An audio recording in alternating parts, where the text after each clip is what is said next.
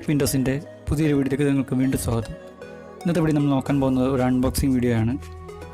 അസൂസിൻ്റെ ഏറ്റവും ലേറ്റസ്റ്റ് ഫോണായ Zenfone Max Pro M1 എന്ന ഫോണിൻ്റെ അൺബോക്സിംഗ് ആണ് നമ്മളിന്ന് ചെയ്യാൻ ഉദ്ദേശിക്കുന്നത്. അപ്പോൾ വീഡിയോയിലേക്ക് കിടക്കുന്നതിന് മുൻപായി നിങ്ങൾ ചാനൽ ആദ്യമായിട്ടാണ് കാണുന്നതെങ്കിൽ ചാനൽ സബ്സ്ക്രൈബ് ചെയ്യാനും തൊട്ടടുത്തുള്ള ബെല്ലൈക്കൺ എനേബിൾ ചെയ്യാൻ മറക്കരുത്. So let's go to the video.